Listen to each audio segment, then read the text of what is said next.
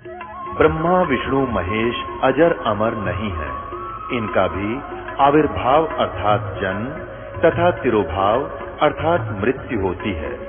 प्रमाण के लिए देखिए देवी भागवत महापुराण। ब्रह्मा, मैं, विष्णु और शिव ये तुम्हारी प्रभाव से जन्मवान है।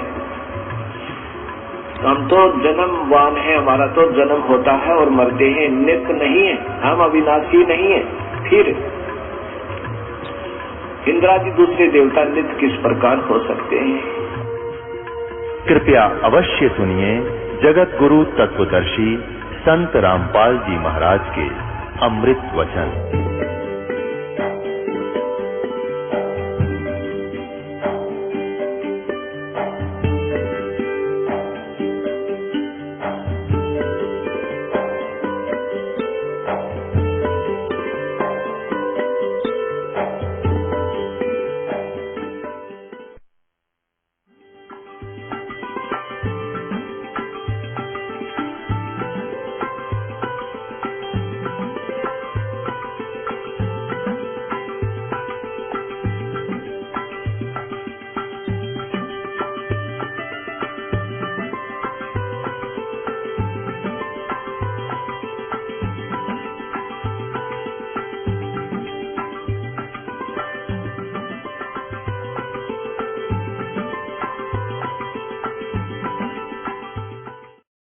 अब क्या है, ज्यादा विस्तृत ना बता करके थोड़ा प्रमाण देगा ये दास आपको।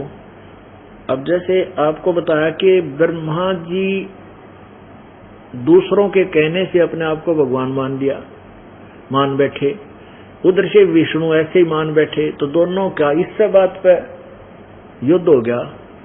विष्णु कहता मैं तेरा बाप, ब्रह्मा कहता मैं तेरा बाप। और ये तो बात, इस तरह की बातें तो चौथी तीसरी दूसरी तीसरी चौथी कक्षा के बालक लड़ा करें। उन्होंने कहा अगर इसने मुझे बाप कह दिया, मैं तेरा बाप, उन्होंने कहा मैं तेरा बाप, मैं तेरा बाप। वो मुक्का वो उसी गिरबान पकड़ ले, फिर टीचर के पास जाए, वो पूछे भाई क्या लड़ाई है तुम्हारी? वो यूं कहता इसने यूं बोला मैं तेरा बाप, ना जी यूं बोला मैं तेरा बाप, इसलिए लड़ रहे। ये हमारे वो भगवान हैं जिनको हम सुप्रीम पावर मानते थे, जो चौथी कक्षा के बालकों की तरह लड़े। और हम मोक्ष की बात इंतजार करते हैं, हमारा कल्याण हो, हमारे पाप कटे। परमात्मा कहते तुम कौन राम का जपते जापम, अर्थात कटे ना थरे तीनों तापम। कबीर परमेश्वर जी कह रहे। अब देखिए उन दोनों का जब झगड़ा हो गया, युद्ध हो गया, बहुत सी सेना मारी गई, तब इस काल भगवान ने, सदाशिव ने एक बीच में सफेद चमकदार एक खंभा प्रकट कर दिया। तो उसके बाद ब्रह्मा ने झूठ बोल दी कि मैंने इसका एंड ढूंढ लिया। विष्णु ने कहा कि मैंने इसका और छोड़ पाया नहीं, सच्ची बता दी। तो फिर इनको समझाने लगा कि तुम दोनों भगवान नहीं हो, तुमने अपने आप को भगवान मान लिया, ये बहुत ही गलत कर दिया, तुम ईश नहीं हो। अब वो स्पष्ट करना चाहेगा आपका दास, ये देखिएगा। ये है विद्वेश्वर संहिता, शिव पुराण पृष्ठ 17 पे, और विद्वेश्वर संहिता अध्याय 9 भाग 1 अध्याय 9 में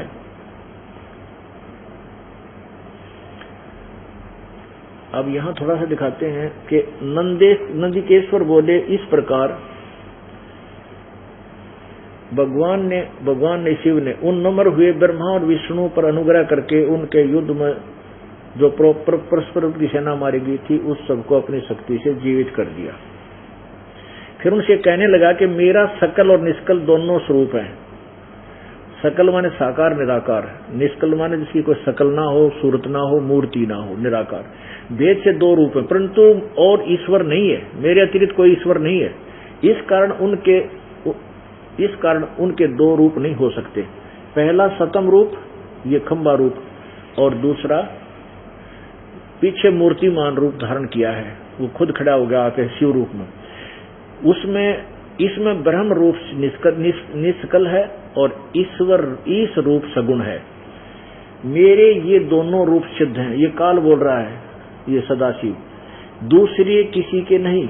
अब देखो हो सकते, इस कारण तुम दोनों को, ब्रह्मा और विष्णु को अथवा दूसरों को ईश्वर तव की प्राप्ति नहीं हो सकती, तुम प्रभु नहीं हो सकते। तुमने जो अज्ञानता से अपने को ईश माना, यह बड़ा है अद्भुत हुआ। उसके दूर करने को ही, तुम्हारी ये फड़क तुम्हारे दिमाग सेंटर में लाने के लिए ही, उसके दूर करने को ही मैं रण स्थान में आया। अब तुम अपना अभिमान त्याग कर मुझ ईश्वर में अपनी बुद्धि लगाओ। मेरे प्रसाद से लोक में सब अर्थ प्रकाश होते हैं। अब ये काल भ्रमित कर रहा है, देखो मैं ही परब्रह्म हूं, मेरा ही कल अकल रूप है, ब्रह्म होने से मैं ईश्वर हूं, और अनुग्रह आदि मेरा ही कर्तव्य है। अब देखो, अब प्रश्न नंबर 18 पे, 17 आपने पढ़ा, ये 18 है। विद्वेश्वर संहिता भाग 1 अध्याय नंबर 10 प्रारंभ होगा। इसमें क्या कहे, हे पुत्रो, ये काल अपने बेटे ब्रह्मा और विष्णु को कहता है, हे पुत्रो, यह कृत कौन सा? ब्रह्मा को रजगुण बनाकर उत्पत्ति, जीव उत्पत्ति कराण का, और विष्णु को सतोगुण बनाकर सतीथि कराण का। हे पुत्रो, ये कृत जो सतीथि और उत्पत्ति है, आपने तप से प्राप्त किया है, और जो सृष्टि की उत्पत्ति और पालन कहता है, ये दोनों विभाग एक एक तुम्हारे को मैंने दिए हैं, जो मैंने प्रसन्न होकर तुम्हें दिया है। इसी प्रकार दूसरे 2 कृत रुद्र और महेश को प्रदान किए हैं। ये देख लो, ऊपर तक 2 ब्रह्मा विष्णु महेश को बता दिया। हे पुत्रो, ये कृत आपने तब से प्राप्त किए। कौन सा? सृष्टि और उत्पत्ति, सृष्टि उत्पत्ति और पालन, ये तो ब्रह्मा और विष्णु को दे दिया। फिर इन दोनों को और कहते हैं, इसी प्रकार दूसरे 2 कृत रुद्र और महेश को प्रदान किए, परंतु अनुग्रह कृत यानी किसी को जो ना लाभ देना, अनुग्रह कृपा करके उनके कोई माफ कर देना किसी कर्म को, नहीं, ये तुम्हारे पास नहीं। अनुग्रह कृत कोई भी पाने में समर्थ नहीं है। अपने आत्मा कंसेप्ट क्लियर कर दिया शिव पुराण ने, जो संस्कृत में है उसका अनुवाद किया हुआ है, कि ब्रह्मा विष्णु और शंकर, रजगुण ब्रह्मा, सतगुण विष्णु, तमगुण शिव जी, और इन तीनों का पुत्र, इन तीनों का पिता ये काल रूपी भगवान सदाशिव, जिसे ब्रह्म कहते हैं। और ये भी सिद्ध कर दिया कि ब्रह्मा विष्णु और ये शंकर शिव ये भगवान नहीं है, प्रभु नहीं है। ये ब्रह्म कहता है मैं प्रभु हूं। परमात्मा के 100वें वेद में गीता जी अध्याय नंबर 4 के श्लोक नंबर 32 में जो कहा है कि सच्चिदानंद घन की वाणी में इन अनुष्ठानों और पूर्ण रूप से विस्तार किया गया है उस तत्व ज्ञान में। उस 34 में कहा है, उस तत्व ज्ञान को तत्वदर्शी संतों के पास जाकर समझ, उनसे वो ज्ञान सुन। उस तत्व ज्ञान में सच्चिदानंद घन की वाणी में, कबीर वाणी में क्या लिखा है? कहते हैं, मुल्ला माया मग में बैठी हंसा चुन चुन खाई, ये ज्योत स्वरूपी कहे निरंजन में ही करता वाई। कहते हैं ज्योत स्वरूपी निरंजन, ये काल कहता मैं भगवान हूं, या कह रहा है ना मैं परमात्मा हूं और कोई भगवान नहीं है। इनको मूर्ख बना डाला। एक न करता, 2 ना करता, 9 ठहराए भाई, 10वां भी धुंधर में मिल जा सत्य कबीर दुहाई। ज्योत स्वरूपी कहे निरंजन मैं ही करता वाई, कि काल कहता मैं ही भगवान हूं। नहीं, अब न्यू भ्रमित कर रखा है। अब परमात्मा बता रहे हैं कि ये कितने परमात्मा है, कितनी इनकी शक्ति है, वो तत्व ज्ञान से पता चलेगा। तो आपके समक्ष आज के सत्संग में ये दास क्या स्पष्ट करना चाहता था और किया है कि परमात्मा कबीर देव जी 4 युगों में आते हैं, और जब वो परमेश्वर आते हैं तो काल ने अपने अज्ञानी ऋषियों को अज्ञान ठोक कर और उस अज्ञान को आगे प्रचार करवा के पूरे मानव समाज को अज्ञान से, शास्त्र विरुद्ध ज्ञान से, यथार्थ ज्ञान से दूर रखकर अपरिचित रखा हुआ होता है। और परमात्मा आते हैं तो वो मानते नहीं है। दूसरा कारण ये है कि कबीर भगवान से काल ने एक वर लिया था कि परमात्मा 3 युगों में, सतयुग त्रेता द्वापर में थोड़े जीव ले जाना और चौथे युग में आप कितने ही जीव ले जाना। और परमात्मा कबीर जी को पता था कि जब तक ये जीव सुखी है कति मेरी नहीं माने, और सतयुग त्रेता द्वापर तक इनके पुण्य अच्छे चलते हैं, कोई प्राणी विशेष दुखी नहीं होता। जैसे ईब कर टूट रेखे का कैंसर, एक बीमारी की खोज, एक बीमारी के रोग की खोज डॉक्टर ये साइंटिस्ट करते, इतने दूसरी ही भयंकर आ जाए, वो 10 साल लगे रहे तो भी उनसे नहीं सुधार हो पाता। यानी हमारे जितने कर्म बिगड़ते जाएंगे उतने ही हमारे ये पाप कर्म के कारण और नई नई ऐसी भयंकर बीमारी हो जाएंगी जिसमें मेडिसिन भी फेल हो जाएंगे। तो पुण्यात्माओं, सतयुग त्रेता द्वापर में सुंदर वातावरण था, बढ़िया आहार था, फलों से लदे पद वृक्ष रहते थे।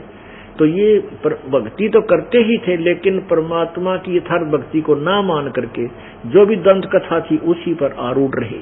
इन ऋषि महर्षि जो सतियों के ब्राह्मण कहते, वेद के ज्ञाता थे, पूर्ण विद्वान थे और दुर्गा की पूजा करते थे, तो उन्होंने ऐसा मिसगाइड कर रखा था, तो वो उसी साधनाओं पर लगे रहे। इसलिए परमात्मा ने 3 युगों में थोड़े जीव ले जाने का उसको वर दे दिया। क्रय करावे साइया मन में लहर उठा और दादू से दर जीव के अब बगल हो जा। उधर से इस काल के मन में लहर उठा दी, अब 3 युगों में थोड़े जीव ले जाना। इस काल को पता है ब्रह्म को कि चौथे युग में इनकी खूब रनमट्टी होगी और ये भक्ति योग कति नहीं रहेंगे, और नरे पंथ चला दूंगा, आपस में लड़ मरेंगे, नरे धर्म बनवा दूंगा कि ये भक्ति तो दूर रहेंगे। और फिर ये आएगा तत्वदर्शी संत, उसकी कोई नहीं सुनेगा, डड़े मारेंगे, उसके दुश्मन बना दूंगा। तो परमात्मा ने इस कारण से उसको वर दे दिया था कि ठीक है, मालिक को मालूम था कि 3 युगों में ये भक्ति मेरे वाली स्वीकार करें को नहीं, और जब चौथे युग में इनकी कति ब्राह्मटी हो लेगी, खूब दुर्गति हो जाएगी, जो साधना ये कर रहे हैं उनसे कोई लाभ मिला नहीं, पूर्व के पुण्य इनके साथ नहीं रहेंगे जिनसे कुछ लाभ मिलता, तो फिर ये मुझे पहचानेंगे, मेरे पास आवेंगे, आते ही मैं वैसा वो सत भक्ति दूंगा, कनेक्शन जोड़ दूंगा अपनी पावर से, और ये सुखी होते चले जाएंगे, मुझे पहचान लेंगे मेरे बच्चे और पार हो जाएंगे। तो पुण्यात्मा उस परमेश्वर ने 4 युग में आकर आप प्रयत्न किया, एक वाणी बोली 4 युग में हम पुकारे, और को कहा हम हेल रे, और हीरे मोती माणिक बरसे ये जग टुकता ढेल रे। अब इन ऋषि महर्षियों के बारे में परमेश्वर ने अपने सप्तम वेद में वो सच्चिदानंद घन की वाणी में क्या कहा है, मोती मुक्ता दर्शत नाही ये जग है सब अंदरे, दिखत के तैन चश्म इनका फेरा मोतिया बंदरे। कि दिखते विद्वान बड़े, जैसे किसी का सफेद मोतिया बंद हो जाए, उसकी आंख बहुत साफ दिखाई देती है और उसमें दिखता कुछ नहीं। तो परमात्मा यही बता रहे हैं कि ये बड़े विद्वान महर्षि और मंडलेश्वर दिखाई दे थे और संस्कृत बोला करते थे, ये कहता मोतिया बंद हो रहा था, ये पुराणों को भी ना समझ सके, ये तो अंधे थे। दिखत के तैन चश्म इनका फिरा मोतिया बंद रे। तो पुण्यात्माओं, अब वो समय आ गया है जो परमात्मा ने कहा था कि कलयुग में पिछली पीढ़ी जब आएगी उस समय इस तत्व ज्ञान का उद्गार करेंगे, इसका जो है ना पूर्ण रूप से विस्तार करेंगे और जन जन तक पहुंचाएंगे। वो अब प्रारंभ हो चुका है। और ज्ञान सब ज्ञान डी, ये कबीर ज्ञान सो ज्ञान, जैसे गोला तोब का भाई करता चले मैदान। अब ये मैदान करता चलेगा भगवान का तत्व ज्ञान, तोब का घोड़ा है। ये नकली ऋषि महर्षि संत बने बैठे हैं, इनके सारे की खाल उतर जाएगी ज्ञान की, और ये छुप जाएंगे, भाग जाएंगे छोड़कर मैदान को कुछ दिनों में। जब जनता ज्ञान समझ जाएगी और आपका कल्याण होगा, मोक्ष प्राप्ति होगी, सतलोक में जाएंगे जहां से हम आए थे, वहां कोई मृत्यु नहीं, केवल युवा शरीर रहेगा। और वहां जिन मकानों को, जिन महलों को यहाँ के इंद्र के पास भी वो सुविधा नहीं, वहां आपके उन महलों में विद्यमान है जिसको तुम छोड़कर इस काल के साथ आगे वो प्राप्त होगी। बोलो सतगुरुदेव। परम पिता परमात्मा, सारी सृष्टि के रचनहार, कुल मालिक, कबीर देव, कबीर परमेश्वर, अल्लाहु अकबर, वो स्वयं ही इस काल के लोक में आते हैं। इस काल के जाल में फंसे हुए अपने हंसों को, अपनी पुण्यात्माओं को ये तत्व ज्ञान समझा करके अपनी शरण में लेकर के उन्हें भक्ति का धनी बनाते हैं। उस भक्ति के धन के प्रभाव से, भक्ति की शक्ति से ये जीवात्मा सतगुरु के साथ सतलोक पहुंच जाती है। पुण्यात्माओं, आज सुबह के सत्संग में आप जी ने सुना कि उन ज्ञानहीन ऋषियों, गुरुओं ने, महर्षियों ने न तो पवित्र वेदों को जाना, वो नहीं समझ सके और न ही इन पुराणों को समझ सके। ये कलयुग के जो गुरुजन, पवित्र हिंदू धर्म के जो मार्गदर्शक कहलाते थे, जो हमें बताया करते थे कि हम जो ज्ञान तुम्हें दे रहे हैं ये पुराणों से, वेदों से और गीता जी से हम आपको सुना रहे हैं। अपने पूर्वज वो सभी अशिक्षित थे। शिक्षा ग्रहण करने का अर्थात एक संस्कृत भाषा को जानने का, सीखने का, पढ़ने का केवल एक ही वर्ग को अधिकार था, जिसे ब्राह्मण कहा करते हैं, जो ब्राह्मण कहलाते हैं। अन्य किसी भी जाति वाले को संस्कृत पढ़ने का अधिकार नहीं था, जिस कारण से हम संस्कृत भाषा से वंचित रहे। और उन अज्ञानियों ने जो भी सरलार्थ अनुवाद करके हमें बताया वेदों और गीता जी तथा पुराणों का, हमने उसे स्वीकार कर लिया। उसी समय उन्हीं अज्ञानियों के पैरेलल समानांतर पूर्ण परमेश्वर एक संत की भूमिका करने के लिए आते हैं और एक तत्वदर्शी संत की भूमिका करते हैं। एक कुछ समय के लिए अतिथि रूप में वो परमात्मा हमारे बीच में एक मनुष्य जैसी लीला करते हुए रहते हैं और वहीं से वो पूरे ब्रह्मांडों का संचालन भी करते हैं। वो यथार्थ ज्ञान देते हैं, लेकिन ये अज्ञानी ऋषि, महर्षि और ये नकली गुरु, ये संत, ये हमें विचलित कर देते थे ये कह करके कि कबीर परमात्मा अशिक्षित है, ये क्या जाने वेदों और गीता और पुराणों के बारे में, ये सब झूठ बोलता है। तो हमारे को ये जच भी गई, क्योंकि कबीर देव जी को हम अशिक्षित मानते थे। परमात्मा जो चाहे सो कर सकते हैं। उनके द्वारा दिए गए ज्ञान में संस्कृत भी इतनी सुंदर लिखी हुई है कि ये बड़े बड़े आचार्य चक्कर काट जाते हैं।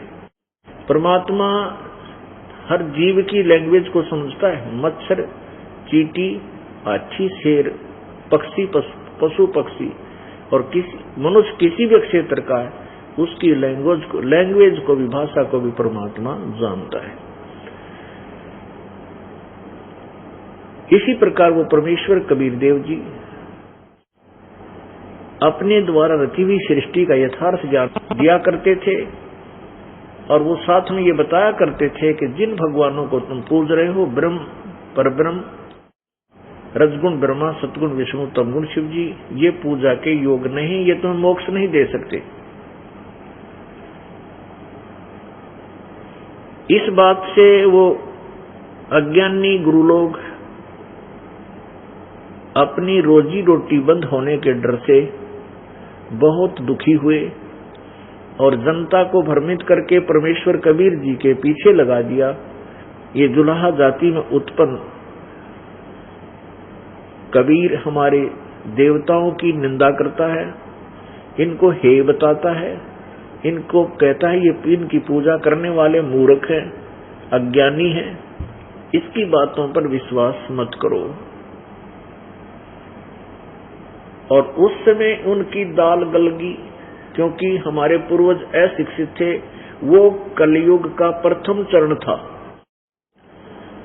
वो प्रथम पीढ़ी थी इस कलयुग की। परमेश्वर उस समय आए थे। फिर अपनी प्यारी आत्मा धर्मदास जी से कहा था, धर्मदास तो लाख दुहाई, ये तत्व ज्ञान जो मैं तुझे सुना रहा हूं तो लिपिबद्ध कर रहा है कबीर सागर में, कबीर वाणी में, ये तत्व ज्ञान कहीं बाहर न जाई, ये मूल ज्ञान बार जो पढ़ी तो बिचली पीढ़ी हंस नी तेरी। ये तत्व ज्ञान जब तक छुपाई, ये तत्व ज्ञान तब तक छुपाई जब लग ये द्वादश पंथ ना मिट जाए। पुण्यात्मा, अब प्रत्येक मानव शिक्षित है और सदग्रंथ उन्हीं संस्कृत के ज्ञाता ब्राह्मणों, विद्वानों, ऋषियों, महर्षियों के द्वारा अनुवादित हैं और हम संस्कृत क्या है, इसमें देवनागरी लिपि है, देवनागरी लिपि है, देवनागरी लिपि हिंदी है, तो हम इस देवनागरी लिपि से खूब परिचित हैं। इन्होंने जो अनुवाद किया है, उन अज्ञानियों ने अपनी उस अज्ञान सोच के कारण वो अनुवाद जहां भी वेदों और गीता का वो नहीं समझ सके, उन्होंने उल्टा कर दिया। जैसा कि सुबह के सत्संग में आपको बताया था कि गीता जी अध्याय नंबर 18 के श्लोक नंबर 66 में कहा है कि एक सर्वधर्मान परित्यज माम एकम शरणम व्रज। अब गीता ज्ञान दाता, गीता के ज्ञान देने वाला प्रभु श्री कृष्ण में प्रवेश करके बोल रहा है, वो काल ज्योति निरंजन ब्रह्मा विष्णु महेश का पिता, वो गीता जी अध्याय नंबर 18 के श्लोक 62 में कह रहा है कि अर्जुन तू उस परमेश्वर की शरण में जा जिसकी कृपा से तुम परम शांति और शाश्वत स्थान यानी सतलोक को प्राप्त होगा। हे भारत, तू सर्वभाव से उस परमेश्वर की शरण में जा जिसकी कृपा से, अपनी से नहीं कह रहा, कोई और परमात्मा जो गीता ज्ञान दाता से भिन्न है, उसकी शरण में जा, उसकी कृपा से तू शाश्वत स्थान यानी परम शांति को और शाश्वत स्थान यानी सदा रहने वाले उस सतलोक को प्राप्त होगा जो कभी नष्ट नहीं होता। क्योंकि गीता ज्ञान दाता ब्रह्म है, ये ब्रह्म लोक में रहता है। और गीता जी अध्याय नंबर 8 के श्लोक 16 में कहा है कि ब्रह्म लोक तक भी ये सभी लोग पुनर्वर्ती में, इनकी जन्म मृत्यु होती रहती है। वो पूर्ण मोक्ष नहीं है, पूर्ण मोक्ष प्राप्त नहीं है, पूर्ण मुक्त नहीं है। तो इसलिए गीता जी अध्याय नंबर 18 के 62 से संबंधित मंत्र 62 से संबंधित मंत्र 66 है। 18वें अध्याय का 66वें श्लोक में कहा है कि सर्वधर्मान परित्यज माम एकम शरणम व्रज, मेरी सभी धार्मिक पूजाओं को छोड़कर तू उस एक की शरण में जा। एक माने जिसके बराबर दूसरा ना हो, अद्वितीय, तब मैं तुझे सब पापों से मुक्त कर दूंगा। पुण्यात्माओं, यहाँ इन अज्ञानियों ने गीता जी के उस अनमोल ज्ञान का डंगा कर दिया। वहां लिख दिया व्रज माने मेरी शरण में आ। आज तक इस दास से ने जब से गहरी नजर गीता नामक एक पुस्तक निकाली है और उसमें गीता जी का यथार्थ अनुवाद किया है, परमेश्वर कबीर जी द्वारा दी गई बुद्धि से उस पूर्ण परमात्मा ने इस दास को बुद्धि दी जो गीता जी जैसे अनमोल शास्त्र का यथार्थ अनुवाद करके मानव समाज को प्रदान किया। आने वाले समय में ये मानव समाज बहुत ही ज्यादा पश्चाताप करेगा कि उन अज्ञानियों को क्या मिल गया हमारे साथ ऐसा, जो है ना धोखा करके, और ये कहा करेगा कि परमात्मा इस दास को, रामपाल दास को ना भेजता तो ये मानव समाज बिल्कुल बर्बाद हो जाता। पुण्यात्माओं, इन्होंने गीता जी के ज्ञान को ना समझकर सभी ने ये कर दिया कि अर्जुन तू मेरी पूजाओं को मुझ में त्याग कर मुझ सर्वेश्वर, मुझ सर्वशक्तिमान की शरण में आ। और उसकी शरण में तो खड़ा ही था, उसके पास तो अर्जुन खड़ा था और वो तो उनकी वार्ता हो ही रही थी। फिर की तो आ, नहीं तो फिर 18 में जाएगा, 62 में, 18 में जाएगा, 66 में, और भी बहुत जगह अन्य परमात्मा के विषय में गीता ज्ञानदाता कह रहा है। तो वो कौन है वो परमात्मा, ये ऋषि में है, ऋषि नहीं जान सके, क्योंकि इनके दिमाग की सुई, इनकी बुद्धि की सुई श्री कृष्ण जी उर्फ विष्णु जी पर टिकी रही। ये सर्वेश्वर है, ये सारे सर्वशक्तिमान है, ये 3 रूप धारण करता है, ये कृष्ण जी बनकर आया। और श्री कृष्ण गीता बोल रहा है। श्री कृष्ण के मुख से काल बोल रहा था, श्री कृष्ण काल नहीं थे, श्री कृष्ण जी काल नहीं थे। ये सतोगुण भगवान हैं, ये 3 लोक के प्रभु यानी 3 लोक के एक विभाग के स्वामी हैं। इन्होंने कभी पहले काल नहीं कहा अपने आप को, बाद में कभी काल नहीं कहा। गीता जी अध्याय नंबर 11 के श्लोक 32 में गीता ज्ञानदाता स्वयं स्वीकार करता है कि कालास्मि, मैं काल हूँ, सबको खाने के लिए आया हूँ, सबका नाश करने के लिए अब आया हूँ। ये बात श्री कृष्ण थोड़ा कहता, वो तो पहले खड़े थे वहां पर। तो इन्होंने सभी ने जिन्होंने अनुवाद किया गीता जी का 18वें अध्याय के 66वां श्लोक उठाकर देख लेना। जो भी आपने नुकती अंडी लगता होगी तो बड़ा विद्वान था और इसने सही अनुवाद किया होगा, सबने बट्ठा बैठा रखा।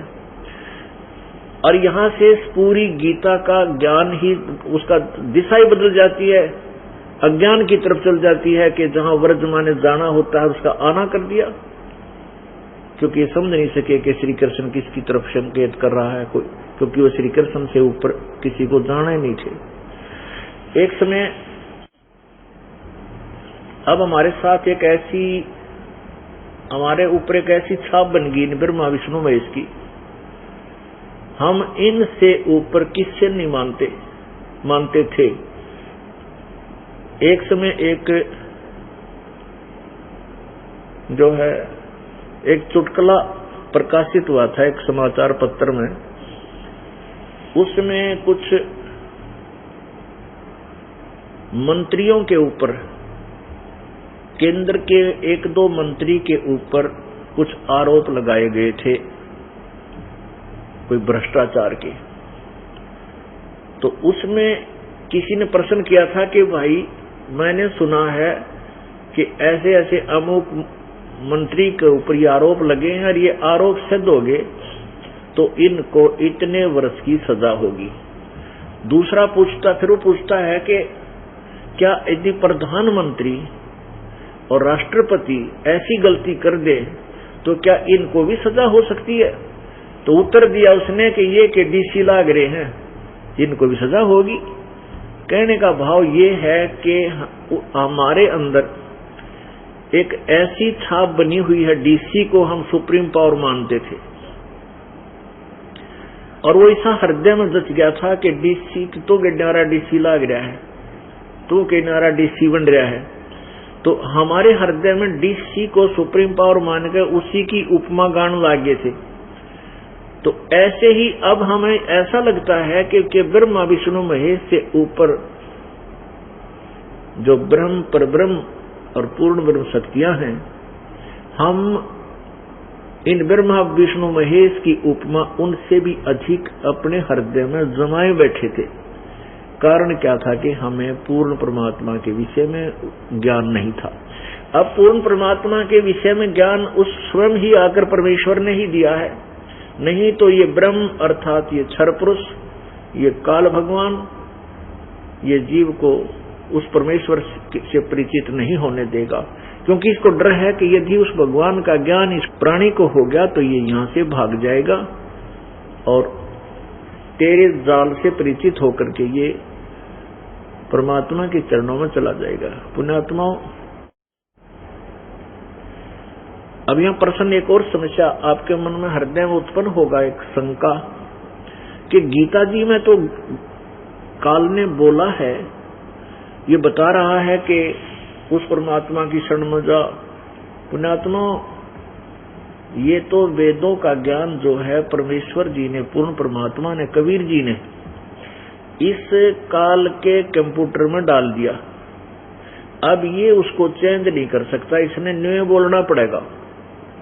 ये ऐसी, इसके अंदर एक ऐसी फॉन्ट बना दिया परमात्मा ने, ये उसको चेंज नहीं कर सकता, न्यू का नहीं बोलना पड़ेगा। इसके साथ साथ इसने अपना भी अड़ंगा अड़ा रखा है गीता जी में, वो समय आने पर बताएंगे। लेकिन उसको अब हम तत्व ज्ञान से सुलझावांगे। जो तत्व ज्ञान हमें मिला है कबीर परमात्मा का, कबीर परमेश्वर की वाणी का, सच्चिदानंद घन की वाणी वाला जो ज्ञान हमें मिला है, उससे इसको कंपेयर करके शुद्ध कर लिया हमने, और उसको शुद्ध करके आपको ये ज्ञान सुनाया जा रहा है। और साथ में ये कुछ पुस्तक बना करके आप जी के पास भेजी जा रही है। कुछ दिनों में देख लेना, ये मानव समाज एकदम, विशेषकर हिंदू समाज, एक बार फड़क कर जागेगा। इतना फड़क के जागेगा जैसे गहरी नींद से उठा कर रखियो के बिना हमारे साथ है, लुट गए, पिट गए। और ऐसी उमंग से इस ज्ञान को ग्रहण करके जो तत्व ज्ञान है अपना आत्म कल्याण कराएंगे। उसके बाद फिर अन्य विश्व के जो शेष प्राणी हैं वो भी विवश हो जाएंगे सोचने को कि सचमुच ये ज्ञान न्यारा ही है और सत्य है, जो मानव को एक बनाओगा। हमारे विभाग जो हो चुके हैं ये नहीं रहेंगे, क्योंकि हम तत्व ज्ञान से परिचित होकर के पूरी पृथ्वी को अपना ही मानेंगे। आपने सुबह के सत्संग में सुना था कि ब्रह्मा, विष्णु, महेश ये काल के पुत्र हैं, दुर्गा इनकी मां है। और श्री शिव पुराण में आपने पढ़ा कि भगवान वो सदाशिव अर्थात ये काल रूपी ब्रह्म, ज्योति निरंजन क्षर पुरुष, जिसको गीता में क्षर पुरुष भी कहा है, काल भी कहा है, वो ब्रह्मा और विष्णु को कह रहा है कि तुम परमात्मा नहीं हो, तुम ईश नहीं हो, तुमने अपने आप को ईश समझा है, भगवान समझा है। ये बहुत अद्भुत हो गया और इसी को ठीक करने के लिए मैं अब आया हूं, प्रकट हुआ हूं। और फिर ये कहता है कि वत्स पुत्रो, तुम्हारे को मैंने जो ये दो विभाग दिए हैं उत्पत्ति और पालन के, ये तुमने तप करके लिए। एक बार फिर देखिए उसी पवित्र सदग्रंथ को, पवित्र शास्त्र को, श्री शिव पुराण को, फिर देखिए उसी शिव पुराण को जिसमें संस्कृत भी विद्यमान है।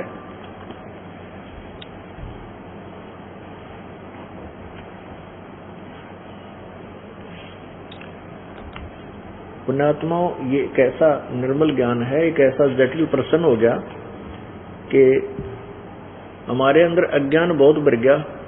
इस अज्ञान को हटाने के लिए रह कर रेगमार मारने पड़ेंगे, और ये रेगमार ठीक ना लगे तो नया पेंट डटा नहीं करा, रुका नहीं करता, वो ठहरेगा नहीं। इसलिए ये सदग्रंथों को दिखा दिखा कर आपके हृदय में जो जमा हो गया वो अज्ञान इन सदग्रंथों के प्रत्यक्ष प्रमाण से हटेगा, तब ये तत्व ज्ञान समावेगा, तब ये टिकेगा। इसलिए बार बार रेगमार ये मारने पड़ रहे हैं तत्व ज्ञान के, ये सदग्रंथ दिखा करके। देखिएगा शिव महापुराण हिंदी टीका सहित प्रथम भाग, और ये कहां से प्रकाशित है? श्री शिव महापुराण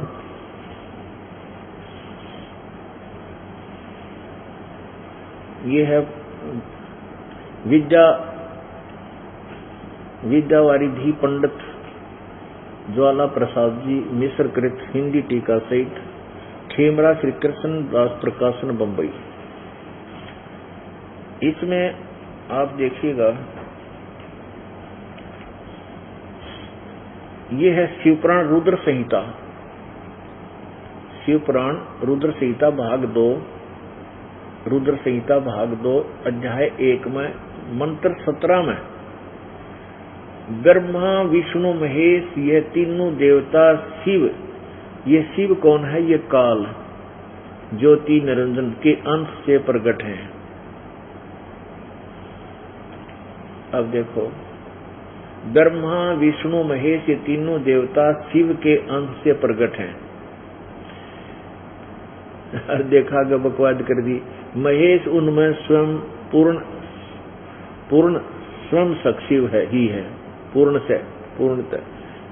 अरे भले आदमियों, जब ये स्पष्ट कर रहा है कि ब्रह्मा विष्णु महेश ये तीनों देवता हैं जो शिव के अंश से प्रकट हुए हैं, ये भी सिद्ध होगा कि ब्रह्मा विष्णु तीनों देवता हैं। इन देवताओं की पूजा गीता जी में मना किया है 9वें अध्याय के 25वें श्लोक में और 7वें अध्याय के 12 से 15 और 20 से 23 में। अब यहाँ देखिएगा, ये तो सिद्ध होगा कि ब्रह्मा विष्णु महेश ये शिव यानी इस काल के से प्रकट हुए हैं। अब यहाँ देखना, ये शिव पुराण विद्वेश्वर संहिता 11 पृष्ठ पर, विद्वेश्वर संहिता भाग 1 अध्याय 6 में। अभी सुबह भी दिखाया था आपको कि जब ब्रह्मा और विष्णु का युद्ध हो गया था इसी बात पे कि तू मेरा बेटा मैं तेरा बेटा, तब काल बीच में आया था। नंदीकेश्वर बोले, वो काल बोल रहा है फिर उनके पास आकर के, ये लंबी कथा, थोड़ा इसको शॉर्ट करके दिखाएंगे आपको। हाँ, यहाँ तो काल क्या कहता है, ब्रह्मा विष्णु महेश के पास आकर कहता है कि मेरे सकल और निष्कल भेद से 2 रूप हैं, ईश्वर और परंतु और ईश्वर नहीं, इस कारण उनके 2 रूप नहीं हो सकते। पहला सतम रूप और पीछे मूर्तिमान रूप धारण किया, इसमें ब्रह्म रूप निष्कल है और ईश्वर रूप सगुण है।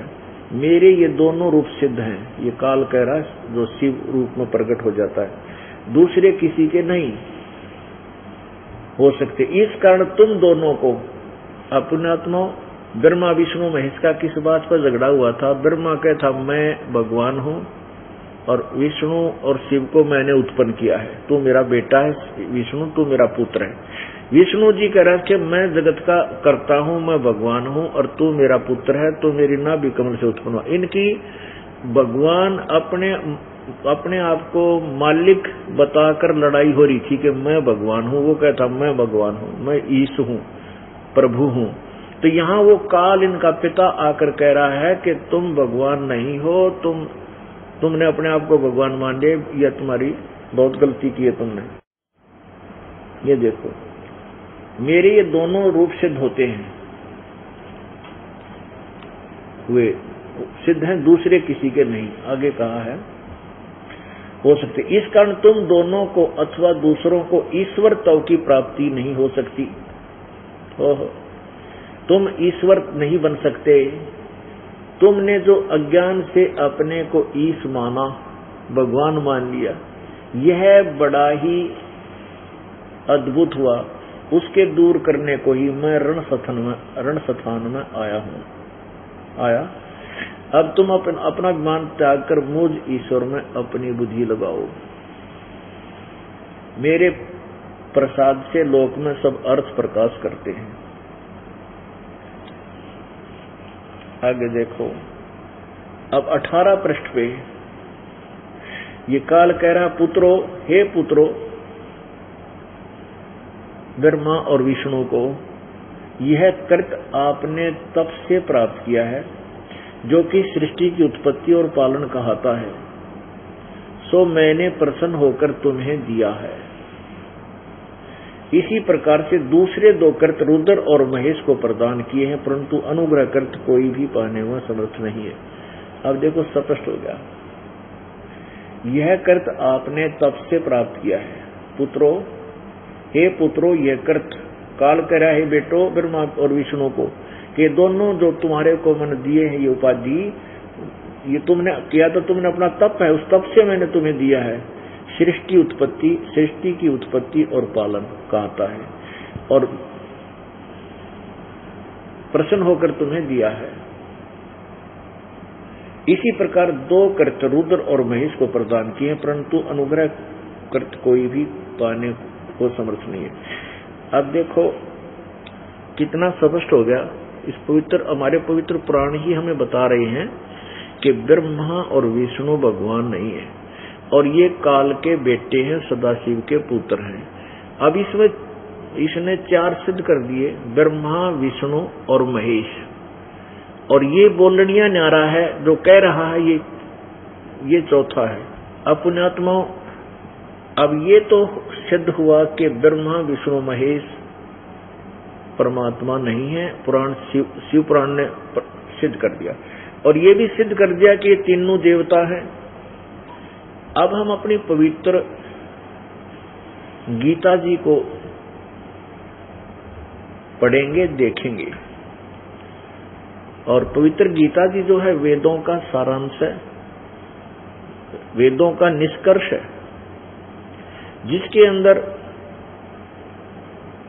कोड वर्डों में इन पुराणों का भी जिक्र है। इस दास ने एक शब्द अभी बोला था, ब्रह्मा विष्णु महेश पूजा के योग नहीं है। इनकी पूजा को कबीर परमेश्वर मना किया करते थे, जिससे वो अज्ञानी नकली ऋषि, महर्षि और गुरु वो अक्षुब्ध होकर के परमात्मा की निंदा किया करते थे, समाज को उनके विपरीत भड़काया करते थे। और वो ज्ञान आज हमारे सदग्रंथ कबीर परमेश्वर के उस 600 वर्ष पहले बोले गए ज्ञान का समर्थन कर रहे हैं। अब आपको पवित्र गीता जी अध्याय नंबर 7 के श्लोक 12 से 15 और 20 से 23 को समझाएंगे, जिससे आपके हरदम ये समाओगा कि ब्रह्मा विष्णु महेश की पूजा करने वाले शास्त्र विरुद्ध साधना कर रहे हैं। जो पवित्र गीता जी अध्याय नंबर 16 के श्लोक 23 में जिसके विषय में कहा है कि शास्त्र विधि को त्याग कर जो मनमाना आचरण करते हैं उनको न तो सुख होता है, न उनकी गति होती है, न ही उनका कोई कार्य सिद्ध होता, अर्थात यूजलेस, व्यर्थ। अब देखिएगा ये पवित्र गीता जी श्रीमद् भगवत गीता, ये गीता प्रेस गोरखपुर से प्रकाशित है। ये है अध्याय नंबर 7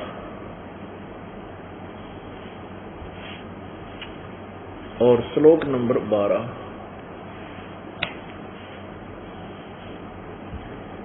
यहाँ पर क्या कहा है इस गीता ज्ञान दाता अर्थात काल भगवान ने, और भी जो सतगुण से उत्पन्न होने वाले भाव हैं और जो रजोगुण से तथा तमोगुण से होने वाले भाव हैं, उन सबको तू मुझसे ही होने वाले ऐसा जान, परंतु उनमें मैं और वे मुझ में नहीं है। इससे क्या सिद्ध है?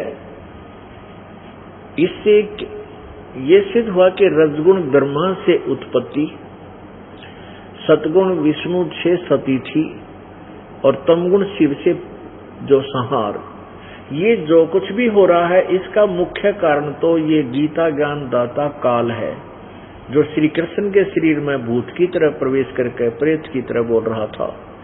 क्योंकि इस काल भगवान को श्राप लगा हुआ है 1 लाख मानव शरीरधारी प्राणियों को नित आहार करने का, खाने का, जिसके कारण ये अपने तीनों पुत्रों से ये अपना ये आहार तैयार करवाता है। यहाँ पर सारा काम बिल्कुल फोर्सिबली करवा जा रहा है, जबरदस्ती करवाया जा रहा है। जीव की कति नहीं चलती यहाँ पर, चाहे को कितना अंडी पाक रहा हो, कितना जो है ब्रह्मचारी बन रहा हो और कितना नो सोचा मेरे जैसा यहाँ सदाचारी नहीं है और झूठ नहीं बोलता, काल ने सबकी घिस काट रखी है। यहाँ जो उत्पत्ति विषय है, जो बच्चे उत्पन्न करने की जो बीमारी इसने ला रखी है, जीव के बस का नहीं इसको रोक सके। चाहे कितनी बात बना ली, जिसको हम भगवान माना करते हैं ब्रह्मा विष्णु महेश जैसे, इनकी देख लो कि कहानी है, इनको पढ़ ले तो आदमी की आंखें खुल जाएं। तो ये काल इनको भी नहीं बख्शता। तो ये जो क्रिया ये करवा रहा है उत्पत्ति, और ये यहाँ सथिथि एक दूसरे मोह ममता जकड़ रखा हमारे को। हमें पता है कि कल मृत्यु होगी तो हमारे साथ ना को कार चले, ना कोठी चले, ना कोई बेटा चले, ना बेटी चले, लेकिन हमारे बस की बात नहीं। चाहे कितनी बात बना ला और कितना सहनशील आदमी दिखता हो, एक समय इतना क्रोध हो जाएगा मन माने वो बिल्कुल अपने से बाहर हो जाता है। तो ये सब क्रिया कहते हैं, ये जो कुछ भी हो रहा है इसका मुख्य कारण ये काल है। और ये कहता कि मैं इन में नहीं हूं और ये मुझ में नहीं, क्योंकि ये ब्रह्मा विष्णु महेश से दूर रहता है। 21 अपने एक तो 21वें ब्रह्मांड में भी रहता है ये, और प्रत्येक ब्रह्मांड में भी इसने अपना ऊपर के स्थान पर, अपने ऊपर ब्रह्मलोक में एक अलग से गुप्त स्थान बनाया हुआ है, जहां ये अपनी पत्नी दुर्गा को रखता है। और इसने वहां पर 3 स्थान बना रखे, एक रजोगुण प्रधान क्षेत्र, एक सतोगुण प्रधान क्षेत्र, एक तमोगुण प्रधान क्षेत्र। वहां ये दुर्गा को अपनी पत्नी रूप में रखता है, इससे बच्चे उत्पन्न करता है। अब देखिए रजोगुण प्रधान क्षेत्र और सतोगुण प्रधान क्षेत्र, तमोगुण प्रधान क्षेत्र में कैसे भिन्नता होती है। जैसे किसी मकान में 3 कक्ष हैं, 3 कमरे हैं। एक कमरे में ये अश्लील चित्र लगे हैं। जब व्यक्ति उस अश्लील चित्र लगे हुए उस कक्ष में जाता है तो उसके मन में नाना उसी प्रकार के विचार उत्पन्न होने लग जाते हैं। जब तक उस कक्ष में रहेगा उसकी बुद्धि ऐसी विचलित रहेगी। और दूसरे में लगे हुए हों देशभक्तों के, शहीदों के, उसमें जाते ही अपने आप खून खोलने लग जाएगा। उनकी हिस्ट्री पढ़कर वो एकदम शेर पाक जाएगा। उन्हीं विचारों की तरह विचारधारा बन जाती है।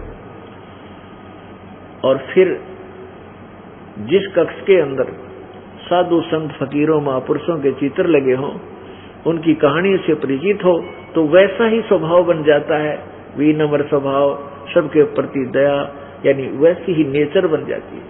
तो ऐसे ही काल ने इन तीनों पुत्रों को, जिनसे इसने अपना आहार चलवाना है, बनवाना है, ये करवाना है सारा कार्य, उनको वहां ऊपर 3 स्थानों पर अलग अलग से रह करके जन्म देता है।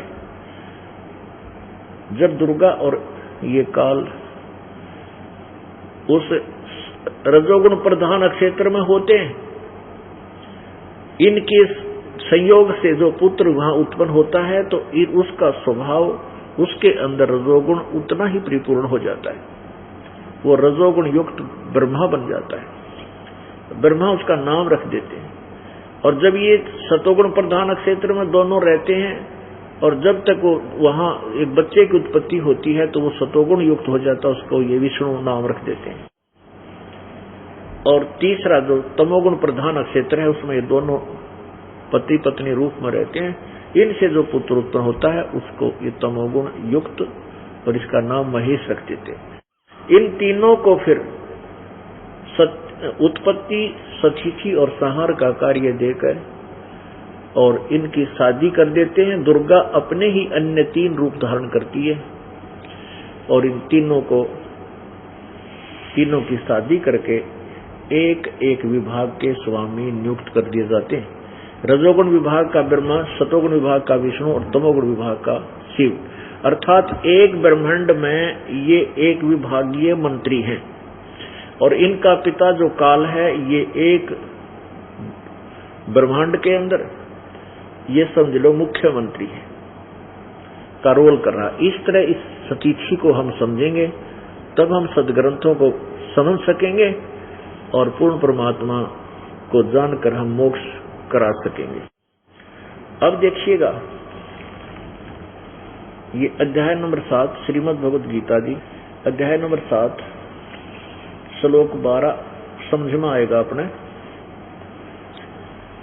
और भी जो सतोगुण से उत्पन्न होने वाले भाव हैं, और जो रजोगुण से तथा तमोगुण से उत्पन्न होने वाले भाव हैं, उन सबको तुम मुझसे ही होने वाले ऐसा जान, परंतु वास्तव में उनमें मैं और वे मुझ में नहीं है। ये काल क्या करता है, इन तीनों को अलग से एक एक राजधानी दे देता है, जहां बैठकर ये तीन लोक के प्राणियों को यहाँ अपनी उस शक्ति से जो एक एक गुण इनके अंदर फिर फिट कर दिया, उससे प्रभावित रखते हैं। जैसे एक अपने मकान की रसोई में और छौंक लगाया मिर्चों का, वो मूल वस्तु साकार वस्तु तो विद्यमान है रसोई में, और उसके गुण में तीन अलग से जो कमरे कक्ष हैं मकान में, वहां बैठे व्यक्तियों को छीकम छीक कर दिया, वहां जाकर अपना प्रभाव दिखा दिया। ऐसे ही ये तीनों भगवान अपने अपने लोक राजधानी में विद्यमान हैं, वहां बैठकर ये तीन लोक के प्राणियों को इन्हीं के गुण हमें प्रभावित रखते हैं, जिस कारण से हम यहाँ इस काल के जाल में बाई फोर्स फंसे रहते हैं। जैसे किसी को ने शराब पी ली तो उसका नशा हो गया, अब उसका बस की बात नहीं, वो कितना टेक कर कैसे चल रहा है, कैसे बोल रहा है, ऐसे रहेगा, और वो नशा उतरेगा जब वो ठीक होगा। तो पुण्यात्माओं, कबीर परमेश्वर जी के इस तत्व ज्ञान से और सत्य भक्ति से ये इनके तीनों गुणों का प्रभाव हमारे ऊपर धीरे धीरे बिल्कुल निष्क्रिय हो जाएगा, और फिर हम परमात्मा की भक्ति करके और सत्य भक्ति से धनी होकर के काल का ऋण उतार के सतलोक चले जाएंगे। कोई दिक्कत को ना, दिक्कत हमारे सामने मुश्किल ये आई है, कठिन कार्य ये हो गया कि हम इस तत्व ज्ञान को ग्रहण करने में देरी कर रहे हैं। इसका कारण ये है कि हमने पहले अज्ञान घना सुन रखा है, और वो अज्ञान हटेगा इन प्रमाणों को देखकर। इस कड़वी सच की घूंट भरनी पड़ेगी, आज भर लो चाहे 10 वर्ष पाछा भर लियो। जब तक इस कड़वी घूंट को नहीं भरोगे, इस तत्व ज्ञान को स्वीकार नहीं करोगे, ना तो जीव उद्धार ना या समाज सुधार कुछ भी नहीं हो सकता।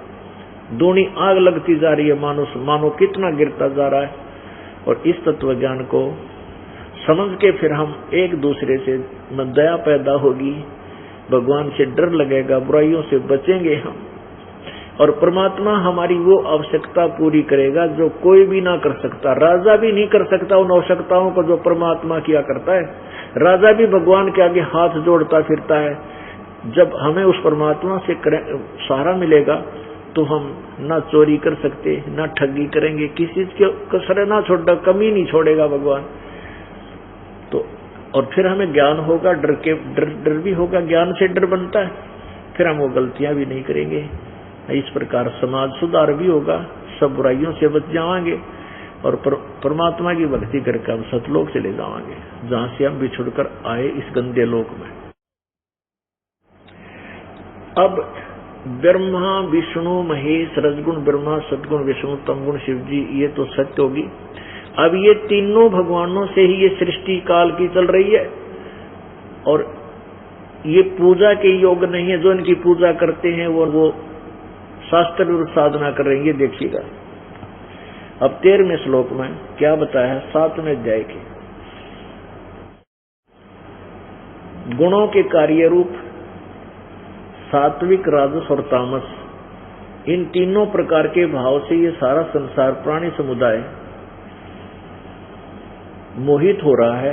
इन तीनों गुणों रजगुण ब्रह्मा, सजगुण विष्णु, तमगुण शिव जी से ऊपर परे मुझ अविनाशी को नहीं जानता। ये काल कह रहा है कि इनसे ऊपर मैं हूं, ये मुझे नहीं जानते, इन्हीं की पूजा पाजा में उलझ पुलझ रहते हैं, इन्हीं तक सीमित है। अब 14वें श्लोक में क्या कहा है, 7वें अध्याय का 14वां श्लोक, क्योंकि यह अलौकिक अर्थात अति अद्भुत त्रिगुणमयी मेरी माया, यह रजगुण ब्रह्मा, सदगुण विष्णु, तमगुण शिव जी द्वारा फैलाया गया ये जाल, माया जाल बड़ा खतरनाक है, दुष्टर।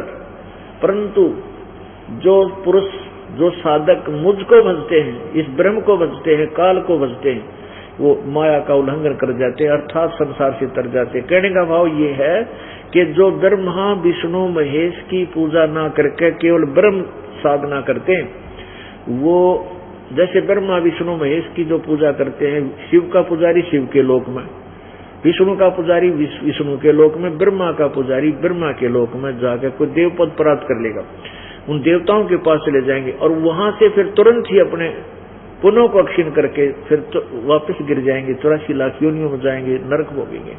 और जो ब्रह्म की साधना करता है वो एक महाकल्प तक, यानी सच्ची साधना आजीवन सच्चे जल में पूरे सम से लेकर के और विधिवत साधना करता है, वो फिर ब्रह्म लोक में चला जाता है, ब्रह्म का साधक। तो ये ब्रह्मा विष्णु महेश से कुछ ज्यादा राहत ब्रह्म लोक में गए प्राणी को होती है, वो ज्यादा समय तक जन्म मृत्यु से बच जाता है। लेकिन मृत्यु उसकी भी होती है, क्योंकि गीता जी अध्याय नंबर 8 के श्लोक 16 में स्पष्ट किया कि ब्रह्म लोक तक गए हुए प्राणी भी फिर पुनर्वृत्ति में है, उनका भी मृत्यु होती है, जन्म मृत्यु में आते हैं। तो यहाँ ये कह रहा है कि जो मेरी भक्ति करते हैं वो इनसे ऊपर उठ जाते हैं, ब्रह्मा विष्णु महेश के से मिलने वाली राहत से ऊपर उठ जाते हैं। इस त्रिगुणमयी माया से, त्रिगुणमयी माया बड़ी खतरनाक है। और आगे फिर 15वें श्लोक में यही बताया कि ब्रह्मा विष्णु महेश रूपी त्रिगुणमयी माया के ऊपर जो आश्रित हो गए, इन तो आगे किसी ने मानते नहीं, चाहे कुछ भी कह लो इनको, तो वो माया के द्वारा जिनका ज्ञान हरा जा चुका है, त्रिगुणमयी माया द्वारा ब्रह्मा विष्णु महेश से मिलने वाली राहत के ऊपर ही आश्रित है, उनके विषय में देखो क्या कहा है गीता जी अध्याय नंबर 7 का और श्लोक नंबर 15। इस ब्रह्मा विष्णु महेश रूपी त्रिगुणमयी माया के द्वारा, यानी इन्हीं के ऊपर आश्रित है, इनके अतिरिक्त तो किसी ने नहीं मानते, जिनका ज्ञान हरा जा चुका है, ऐसे आसुर भावम, आसुर स्वभाव, राक्षस स्वभाव को धारण किए हुए मनुष्यों में नीच, तरह बोला ये दूषित कर्म करने वाले मूढ़ लोग, मूर्ख, ये गीता ज्ञान दाता काल कह रहा है कि मुझको नहीं बजते।